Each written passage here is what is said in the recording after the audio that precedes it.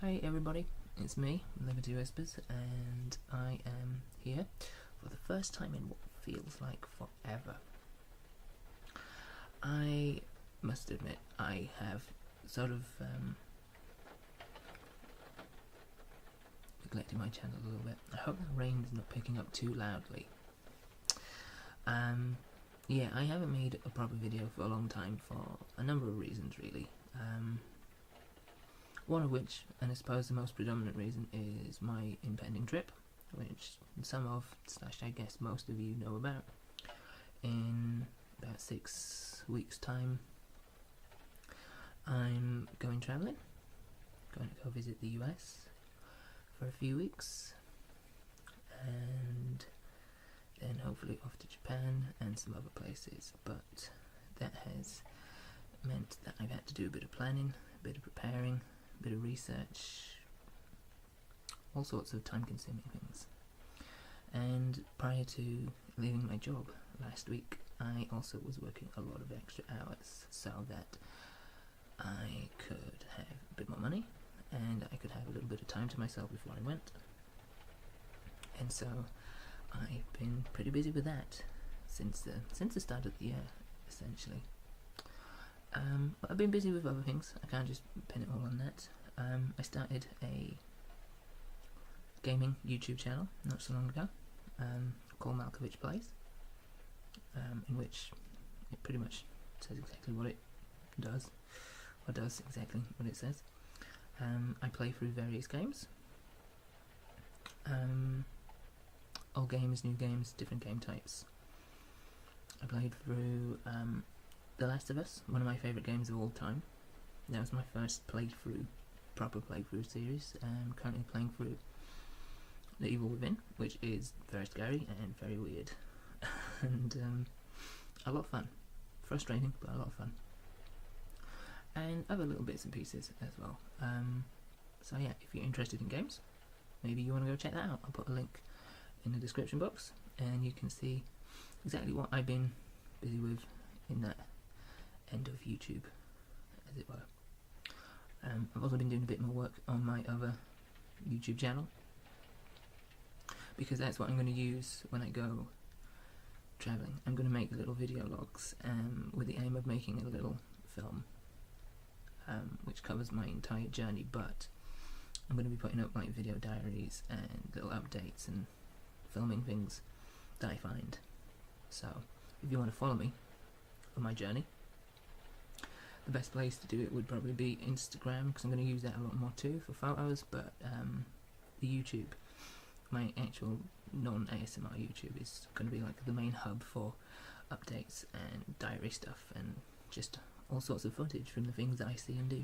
So if you want to follow me on my journey, I'll put a link to that in there as well in the description box. And I swear this isn't just like a shameful plug video for other things. But yeah, so I've been keeping myself busy in that regards. But I mean, I can't just blame it all on being busy. One of the reasons I haven't really kept up with this channel is because I mean, I've always loved having the channel, and the channel, no matter how inactive I may be, will always mean something pretty special to me because of the people I've met and the peace of mind it's given me at a time when I really was scrabbling to find a peace of mind.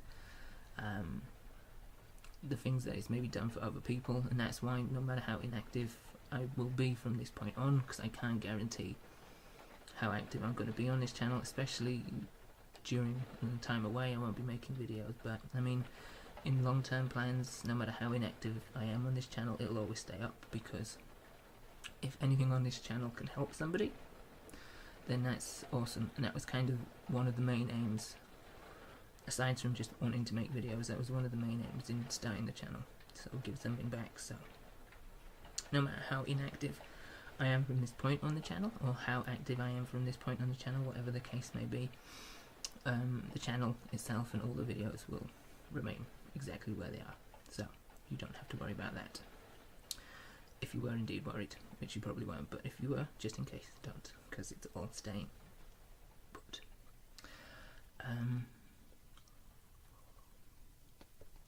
But aside from being busy, one of the reasons that I just haven't made videos, or kind of have essentially neglected this channel, is because I kind of fell out with making ASMR videos. Well, I didn't fall out with making them, it's hard to sort of really encapsulate or describe in one particular instance. It's just, I don't know, the amount of fun I've had, for example, making the Let's Play videos is the kind of fun that I used to have making ASMR videos, and for some reason it just stopped. And you know, that may happen with other projects. It has happened with other projects that I've done. As much as I've enjoyed doing them, at some point I just find a disconnect for one reason or another, whether that be a clear, explainable reason, or it's just as vague and as nonsensical as that. I don't know. I still love interacting with all you guys. That's why I still will make update videos occasionally, just because I love hearing from you and interacting with you. But as far as making actual content goes, it's gotten harder of late. Ideas just aren't there. The desire to do it as much just isn't there as it once was. And you know, maybe that'll come back in time. Maybe I'll get the bug once again. I don't know. But right now, all sort of enthusiasm to make full-fledged videos is gone. Possibly I'll make some before I go, but they'll be very simple videos. That's the thing. When I have made videos, they have been simple, and it's for that reason, because one, I can't, for some reason, think of things to do. It feels like everything's been done, and I've hit a bit of a creative dry patch. And two, I don't know how engaging or interesting what ideas I have will be anymore. I don't know. Yeah, it is a strange thing, but you know, it is what it is, I guess, if that makes any sense. Yeah, but yeah, I'm gonna hopefully try and do a couple of simple videos beforehand. Maybe some show and tell stuff, which is what I have planned at the end of this, which gets me up to what it is that I'm actually holding on to and tapping. I've been having a bit of a sort out of stuff that I don't want or don't need anymore, things that basically just clearing inventory off my shelves and just sort of scaling things down a little bit. And I was looking through some old books and such on my bookshelf, and I found a series of these which I'd forgotten I had. This is, as you can see, the Dandy book 1984. And when I was a kid, I used to get the Beano equivalent of this. Now this, if for those who aren't from Britain, or who have never heard of these, Dandy and Beano were British comics. And that's kind of where my affinity for all things comic book related originally started, was from things like the Dandy and Beano. And every year at Christmas they would release an annual like this. Now I was more of a Beano kid than I was a Dandy kid. It sounds so strange. Dandy kid. But I'm presuming at some point, after I'd read all of the Beano books that I had at the time, I wanted more, and judging by its sort of scuffed edges and its kind of rough exterior, which isn't actually too bad for a book that has been owned by a child and is 31 years old. I mean the book, not the child. Well, the child is 30 years old, although I'm not a child anymore. Anyway, I'm getting off point. It's not in too bad of a condition, but I'm presuming that when I was younger and I'd read all of my current up-to-date annuals, I wanted more. I just sort of nearly clipped myself on the nose with it then. So I'm presuming we got this from a second-hand bookstore or a car boot sale. Second-hand bookstores I love, by the way. I love the idea of second-hand books. Because at some point somebody else has owned this, for example. At some point this has brought somebody else joy. At some point somebody's had this in their life at a certain point in their life, and then it's gone to somebody else, and then maybe someone else, and I quite like that. I've always kind of liked that sort of reincarnated essence to an object that's been previously owned. But anyway, yeah, so I found a bunch of these, and I haven't looked at these for years. In fact, I vaguely remember even having these. So I'm going to do a little show and tell. We're going to have a flick through this. Going to do some page turning, maybe some tapping, maybe some traditional ASMR stuff for a change. And we're going to have a look and see what's in here. Okay, so there you go. As you just saw before, that's the front cover. You've got a cat playing football while some guy with one wonderful haircut there is about to squirt him with a water gun, and then there's another cat taking a picture of him. So many cats already. It's like a precursor to the internet. Look, there's another one.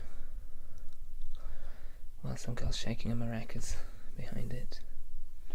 The dandy, of course, kind of like led, I guess, or its main character was Desperate Dan. One dude with like a massive chin and like cactus-like stubbles. And he's just carrying a bull in a cart.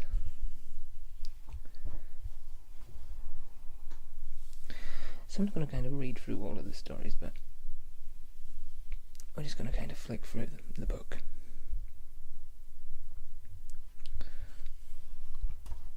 As it were. Clearly, it didn't really have much of a budget when it came to colouring, because it seems to be like two colours, red and black.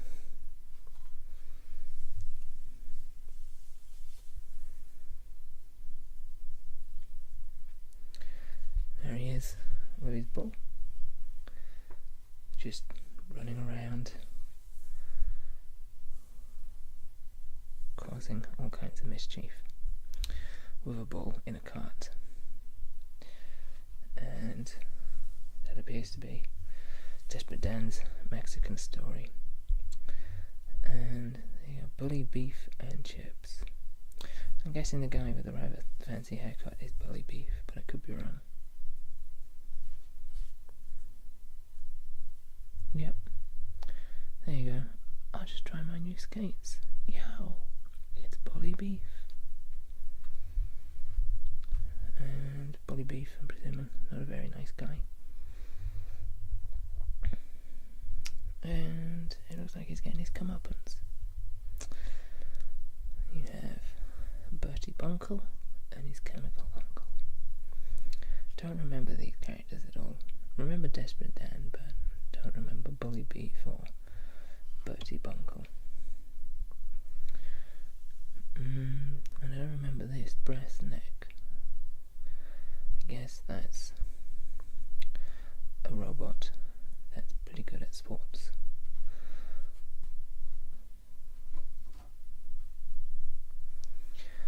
I would be more familiar with the Beano characters, I think, if I was to flick through a Beano annual. I don't think I've got any left, though. I think I eBayed them some time ago. Which is maybe a shame, because that would have been quite nice to actually go through one of them, but oh well.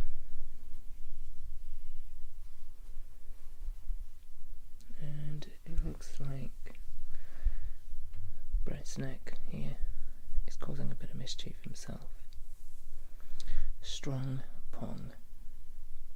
And that's the thing that you'll that I remember from British comics like this was that they always used to use strange words like pong or chortle, and they would use a lot of puns, a lot of really bad puns, and some really bad jokes. Again, the colouring budget obviously a little bit light, because now we're just using blue and black. Everyone's wearing blue and black.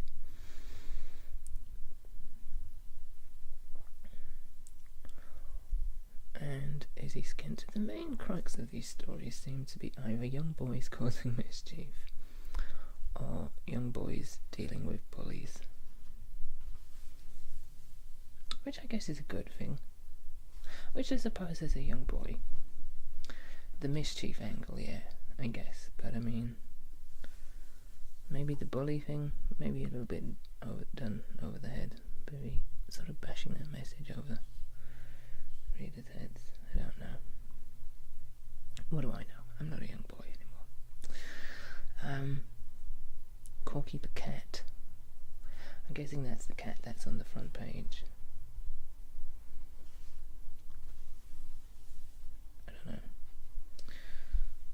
There was a lot of like scrapping, punching and fighting and biff, bash, boff, people getting black eyes there and people just like just a lot of fights. The jocks and the Geordies. I definitely don't remember this. I imagine there's some stereotyping going on here.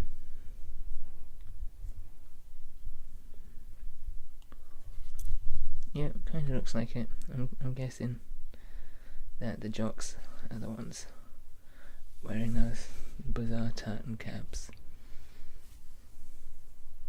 Yep.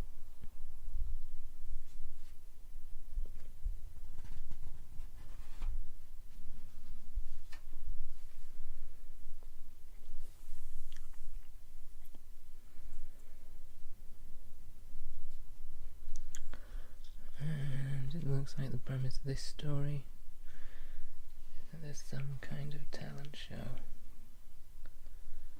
going on.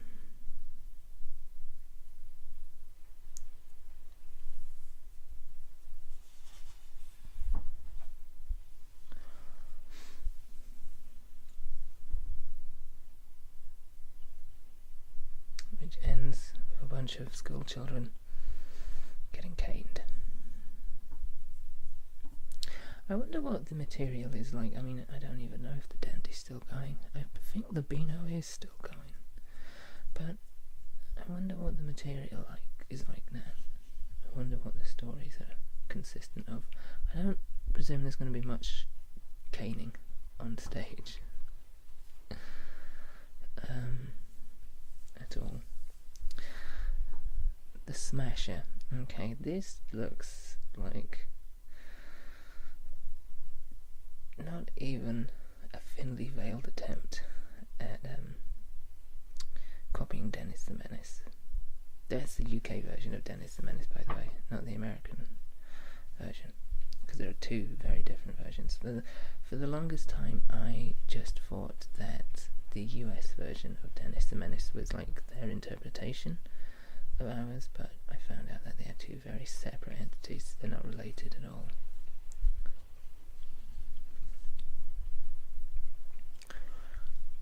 Big Chief Itchy Snitch, the Red Indian truant catcher. Goodness, that looks like there's some stereotyping going on there too. Not that Native Americans would catch school children that went missing from school, but just some of the dialogue get chalk ices here.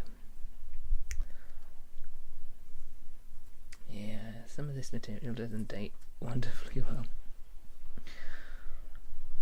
The bird brains. I guess that's the Dandy's version of the Wright brothers. Again with the bull. What is it with cats and bulls in this book?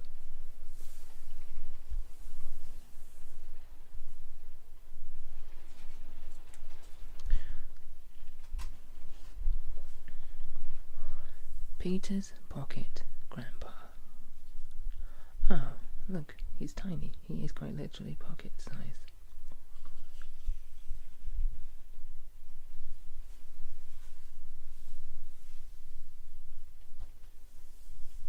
And it looks like tiny, teeny, pocket-sized Grandpa is running amok in a toy store. A toy store in which there is a guard dog inside the store. And of course, how do you deal with a pesky guard dog? Feed it meat until it goes to sleep.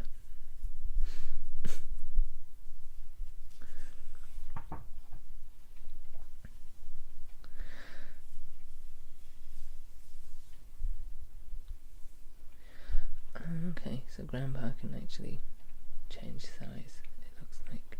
Oh, can he? Oh, I thought that was Grandpa for a second, but it's not. There he is.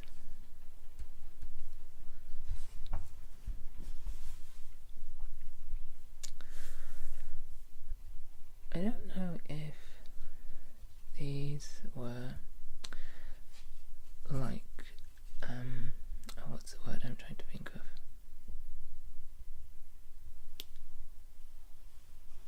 Like an anthology of stories from that year that were in single issues, or if they were specifically written.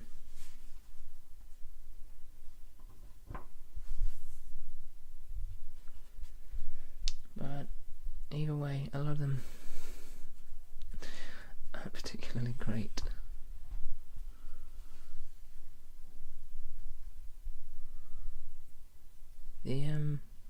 The art style's really quite changed here. This one's more well, it's less cartoony. It's more I don't know, more straightforward. I'm kind of laughing because there's just this weird picture of a dog in the corner there. Just looks kind of odd. Just a dog just appearing out of nowhere. Bulls in carts, cats, and dogs that just appear out of thin air. And there's some more bully beef and chips. Don't like bully beef. Bit of an ass. And some more Birdie Bonkle. And his chemical uncle, who I'm guessing is some kind of inventor who makes things, and those things get Bertie into trouble. Oh my goodness, that's right. Desperate Dan, he was sort of synonymous with eating cow pie, whatever that is. It's got a tail hanging out of it. I wouldn't eat anything that has horns and a tail hanging out of it. It's just kind of gross.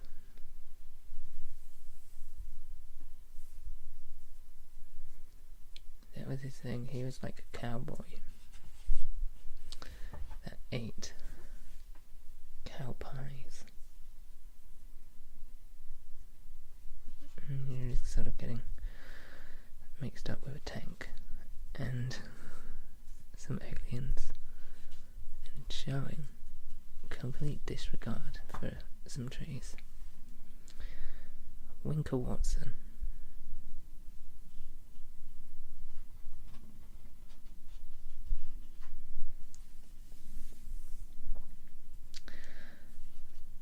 Again, art style is somewhat different here. The art isn't particularly great. I mean, it is what it is.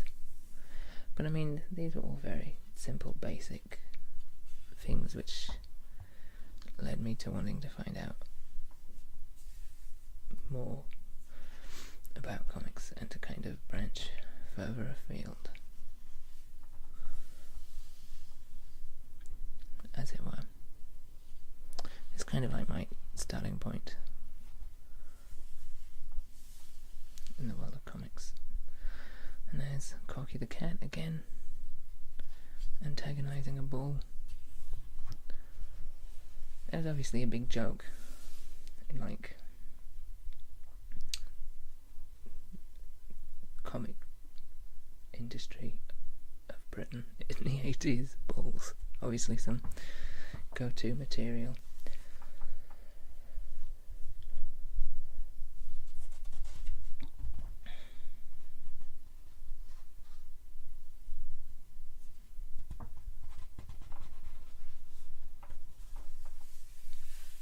I have no idea what that's meant to be. It's a mad ostrich, perhaps. Mind you, having said that, there's an elephant with wings. Okay, so maybe whatever story this is where it gets a bit more abstract and a bit more trippy.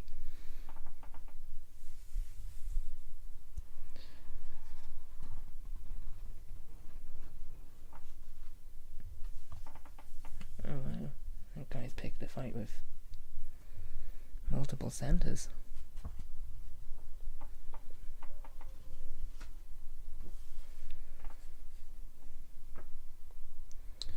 And you got Tom Tom, whoever that is, and then Smasher, and Desperate Dog again. And there's dogs boxing. Boxer dogs. Jocks and Geordies.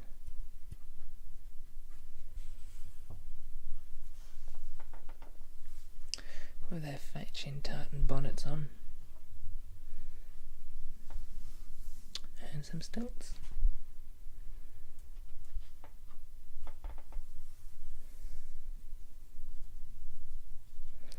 I'm just kind of flicking through it.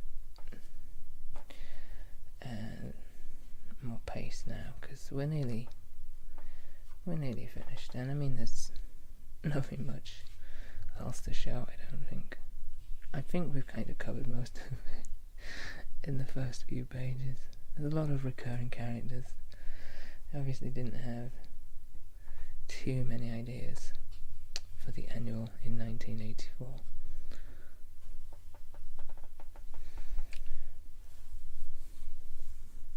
Bully Beef Film Awards. Here's what I mean about just puns and bad jokes. Best male lead, and there's Chips on a leash, or a lead as we call them here in the UK.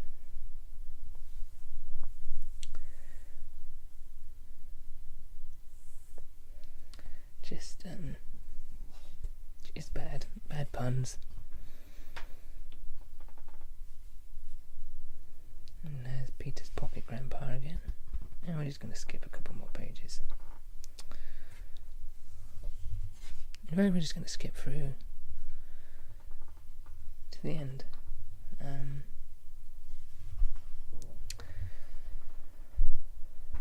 There you go. That is the Dandy Book 1984. Not particularly as interesting as I thought it might be, but there it is. A slice of British comic life in the mid-80s, I guess. Yeah, it was just something I found on my shelf and thought would be quite interesting to go through. If you guys want more show and tell videos, because I think that's what I might do, a couple more show and tell videos if I can find some more stuff to go through. Let me know if you want to see more. Those I can do quite easily.